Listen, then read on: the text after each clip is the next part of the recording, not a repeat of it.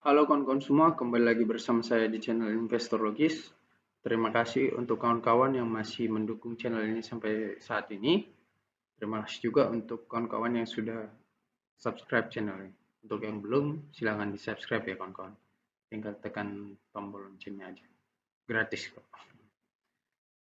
Oke kawan-kawan, di video sebelumnya saya sudah menjelaskan alasan mengapa saham-saham di sektor perbankan all time high belakangan ini. Nah, kali ini saya akan coba membahas satu saham juga di sektor perbankan yang menurut saya harga sahamnya itu masih menarik dengan dari sisi valuasi dan juga eh, prediksi untuk laba masa depannya. Tetapi harganya belum diapresiasi pasar menurut saya. Belum diapresiasi di market dan berpotensi untuk naik. Oke kawan-kawan, kita masuk ke Stockbit kita masuk ke sektor keuangan karena yang saham yang saya maksudkan ini di sektor keuangan. Nah, saham yang saya maksudkan adalah Cevin. Cevin kode sahamnya, nama perusahaannya adalah Kelipan Finance Indonesia Tbk. Harga sahamnya terakhir kali diperdagangkan di 476. Nah, saham Cevin ini juga dikoleksi oleh Bapak investasi saham kita Pak Lo Keng Hongnya. Kita lihat dulu grafiknya. Dalam satu minggu terakhir belum ada pergerakan yang cukup signifikan. Dalam satu bulan terakhir sudah turun 5,74%. 3 bulan terakhir turun 3,64%. Secara year to date sama. 1 year dalam satu tahun terakhir sudah tumbuh 44%. 3 tahun terakhir tumbuh 93%. 5 tahun terakhir tumbuh 44%. Oke. Nah, kenapa saya katakan saham Kelipan Finance ini masih menarik dari sisi di harga segini? Nah, sekarang kita akan coba analisa itu ya. Pertama kita lihat dulu profil perusahaannya supaya untuk yang belum tahu, tahu dulu Cevin ini bisnis apa gitu. PT Kelipan Finance Indonesia Tbk atau Cevin memiliki kegiatan usaha pembiayaan konsumen, sewa pembiayaan dan anjak piutang. Saat ini kegiatan usaha perseroan lebih difokuskan pada pembiayaan konsumen otomotif retail yang portofolionya telah mencapai 53%. Nah, jadi Cevin ini adalah perusahaan sejenis perusahaan apa ya? Kalau kita bilang bahasa lapangannya itu perusahaan pembiayaan lah ya. Dia semacam leasing kita bilang, enggak juga sih. Dia hanya membiayai aja. Jadi Cevin ini memberikan dana kredit yang dana kreditnya ini digunakan untuk pembelian otomotif gitu. Nah, otomotifnya itu apa seperti motor, sepeda motor atau mobil gitu. Nah, mereka kerjasama lagi sama pihak showroomnya gitu. Jadi bukan mereka yang produksi motor atau mobilnya, tapi mereka yang mendanai masyarakat yang ingin mengkredit motor atau mobil tersebut. Nah, ruang lingkup kegiatan utama perseroan meliputi usaha pembiayaan investasi, pembiayaan modal kerja, pembiayaan multiguna. Selain kegiatan usaha utama, perseroan dapat melakukan sewa operasi. Oke. Pembiayaan dilakukan untuk kendaraan baik mobil bekas maupun mobil baru. Oh, ada mobil bekas atau mobil baru juga kan. Pembiayaan alat berat, pembiayaan anjak piutang, pembiayaan kepemilikan rumah dan apartemen serta pembiayaan dengan jaminan sertifikat. Oke. Nah, anak perusahaannya ada di PT Kelipan Finance di lokasi di Jakarta Barat. Untuk presiden direkturnya adalah Pak Haryanto Jito Harjojo. Kalau kalian mau tahu profil beliau lebih lengkap lagi, kalian nanti baca aja di website langsung Kelipan Finance-nya. Di situ kan udah disediakan itu. Nah, nama presiden komisarisnya adalah Bindawati Gunawan. Bindawati Gunawan, satu orang. Nah, Cevin ini sudah listing sejak 1990. Ingat apa yang saya katakan, kalau suatu perusahaan sudah listing sebelum tahun 98, udah ada di bursa 98. Artinya dia sudah melewati cukup banyak gejolak ekonomi gitu. Dari gejolak ekonomi krisis ekonomi tahun 98, tahun 2008, dan tahun 2020. Nah, harga IPO-nya pun 8.850 ya, jauh banget masih dari harga aslinya. Untuk kepemilikan saham mayoritas masih di lokal, foreign, luar negeri masih sedikit. Nah, yang menjadi pengendali dari saham Cevin ini adalah Bank Pan Indonesia, Bank Penin ya. Ini induknya dia. Yang menguasai 51,49%. Di masyarakat ada 40,25%, sisanya ada BBH Luxembourg Fidelity 8,23% dan masyarakat Warkat 0,3%. Nah, kemudian kita lihat core action, kita lihat dividen. Nah, yang cukup menarik dari Cevin ini adalah pada tahun 2023 yang lalu, Cevin membagikan dividen yang cukup besar kawan-kawan. Setelah 10 tahun tidak membagikan dividen. Terakhir kali 2013 kan. Nah, 2023 bagikan dividen sebesar 100 dan itu dividen yield-nya dividen payout ratio-nya lebih dari 100% dari laba ya. Dan dividen yield-nya itu tembus sampai 21% kawan-kawan. Dividen yield mana? Nah, ini dividen yield-nya tembus sampai 21%. Ini payout ratio-nya ini salah ini datanya ini. 100% lebih ini. Nah, dividen yield-nya 21%. Jadi istilahnya kalau kalian nabung 100 juta, dari dividen aja kalian sudah balik 21 juta gitu. Kalau belinya pada saat itu, pada saat mau bagi dividen. Lebih bagus lagi kalau kita beli sebelum dia mau bagi dividen kan. Jadi kalau memang dia nanti 2024 ini bagi dividen lagi atas laba tahun 2023, maka pasti harga sahamnya akan naik. Belum pernah, reverse split, right issue, waran belum, oke. Nah, biasanya dia kalau mau bagi dividen, karena bagi dividennya itu rata-rata di bulan Juli, RUPS-nya itu dia di bulan Juni akhir kawan-kawan. Biasanya, dari polanya nih gitu. Juni akhirnya. 1 minggu sebelum pembagian dividen diumumkan. Oke, dari sisi profil udah, insider. Kalau ada jual dikit, tanggal 19 Juni tahun 2023. Dia jual 4 juta lembar aja udah viral. Padahal masih banyak dia pegang saham Cevin ini. Nah, apa yang membuat saya tertarik dari saham Cevin ini, yaitu adalah finansialnya kawan-kawan. Di tahun 2022, saham Cevin tembus di angka 311 miliar. Oke, 311 miliar.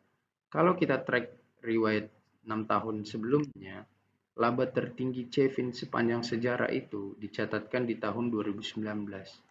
Ya kan? Oh enggak, kawan-kawan. Kalau kita mundur 10 tahun ke belakang, atau kita mundur sampai data terakhir lah ini, 2008, laba tertinggi Cevin sepanjang sejarah itu tercatat di tahun 2014, sejumlah 398 miliar. Kita anggaplah 400 miliar, biar mudah ngingatnya ya kan. 400 miliar, oke. Laba terakhir di 2022 adalah 311 miliar. Artinya sepanjang sejarah Cevin ini laba tertingginya itu 400 M di tahun 2014. Itulah prestasinya kan. Nah, kalau kita lihat data keuangan yang terjadi di tahun 2023 ini, kuartal 4 kan mereka belum keluarin kan laporan keuangan. Nah, laba bersih kuartal 1 adalah 105 miliar. 105 miliar. Ditambah kuartal 2 545 miliar. Ditambah kuartal 3 capai 68 miliar. Nah, jadi selama 3 kuartal saja Cevin ini sudah membukukan laba 718 miliar. Yang artinya Cevin mencetak sejarah rekor laba tertinggi terbaru gitu kan. 700 M karena sebelumnya kan 400 miliar kan. Ini belum ikut kuartal 4 ya. Kalau kuartal 4 dia misalnya dia laba 82 miliar aja. Dia mencatatkan laba tertinggi sepanjang sejarah terbaru sekaligus naik 100% dari yang tertinggi itu. Dari 400 ke 800 M. Saya kira bakal tembus ini 800 miliar labanya. Karena kalau kita lihat dari rata-ratanya cukup masuk akal untuk bisa Cevin membuka laba 80 miliar kan. Karena di kuartal 1 100M, kuartal 2 500M, dia memang turun ke 68 miliar gitu. Tetapi masih sudah Pak Kevin sudah dipastikan akan mencetak rekor laba tertinggi sepanjang sejarah terbaru. Karena sudah 700 miliar kan tadi kita hitung. Sementara sebelumnya 400 miliar ya kan rekornya. Nah, kalau misalnya skenario kuartal 4 mereka untung aja, gak rugi, artinya laba mereka akan meningkat drastis kan. Karena tahun sebelumnya 300-an M kan. Nah, kalau misalnya laba 311 miliar mereka berani kasih dividen segini,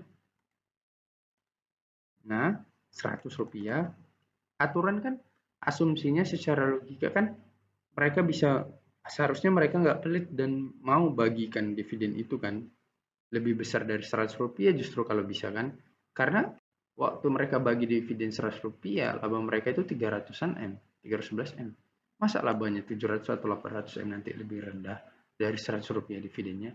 Ya itu secara logika kasar aja gitu kita nilai kan. Nah, kalau misalnya kita anggaplah sama aja dia bagi dividen 100 rupiah, dia bagi dividen lagi aja, ya kan?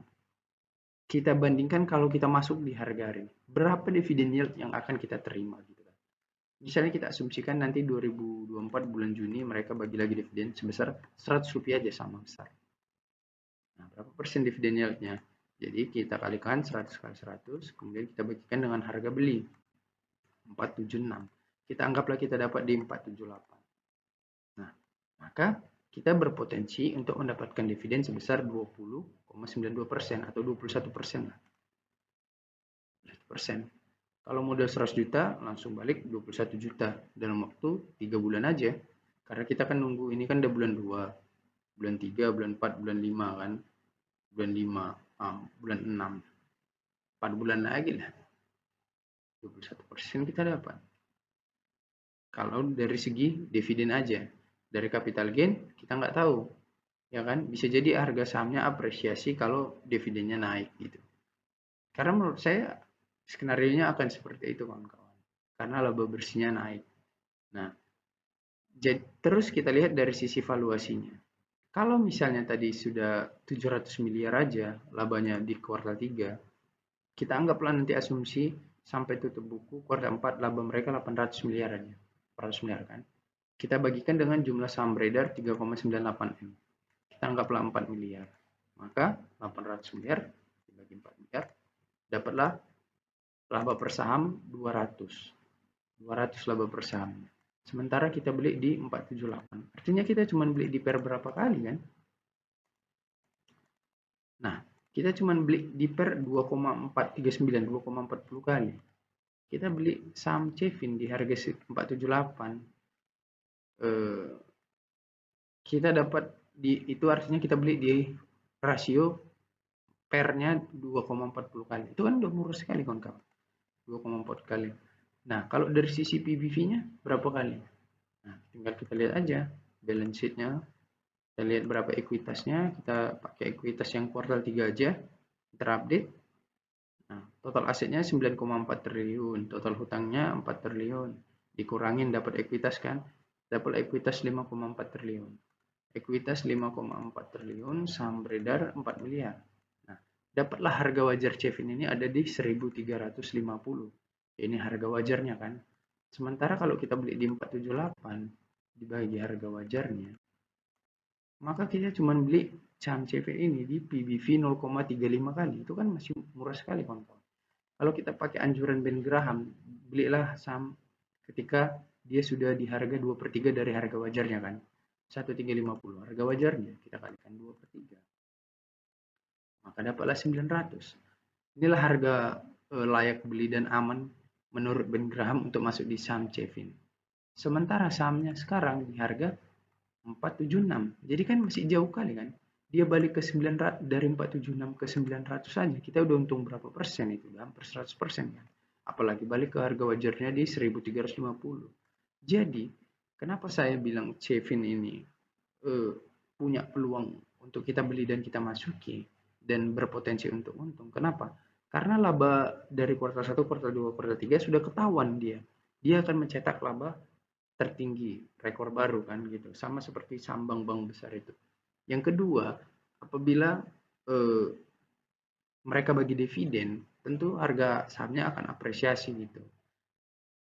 Kalaupun nggak diapresiasi tapi bagi dividennya sampai Rp100 aja tadi, artinya kan kita sudah dapat 21% keuntungan dari dividen aja kan. Nah, itulah dasar-dasar yang membuat saya memandang saham Cevin ini masih cukup menarik dan sangat menarik untuk kita koleksi. Karena peluangnya jelas gitu. Labanya udah jelas, pernya murah, masih 2,40 kali, price to booknya masih 0,35. Jadi masih murah-murah valuasinya gitu. Kuncinya kalau mereka bagi dividen dan suku bunga turun, itu udah pasti naik harga sahamnya menurut saya. Dua kunci ini. Kalau nanti mereka bagi dividen dan suku bunga turun gitu. Karena kan mereka kasih kredit untuk masyarakat beli jasa barang-barang otomotif ini pakai bunga gitu kan. Kalau suku bunganya turun, mereka kan bisa kasih turun, konsumen naik gitu. Gitu sih. Oke kawan-kawan, itu saja yang bisa saya sampaikan untuk analisa saham CEVIN ini. Semoga bisa bermanfaat. Untuk kawan-kawan yang belum subscribe, silahkan subscribe channel ini dan jangan lupa klik komentar apabila ada yang mau kalian tanyakan dan like dan share. Thank you. Halo kawan-kawan semua, untuk kamu yang belum mengetahui tentang investasi saham sama sekali, alias dari nol, tetapi ingin menjadi tahu dan membutuhkan bimbingan pengetahuan, di sini saya sudah menuliskan e-book yang dapat membantu kamu untuk memahami tentang investasi saham dan langsung praktek menjadi investor saham. Untuk kalian yang berminat, silakan hubungi WhatsApp di bawah ini ya. Untuk kamu yang sudah paham tentang dasar-dasar investasi saham, tetapi belum memiliki teknik analisa dan pemahaman untuk menciptakan portofolio investasi saham yang santai tetapi menguntungkan dan membutuhkan pengetahuan itu, di sini saya sudah menuliskan e-book untuk membantu kalian ya kawan.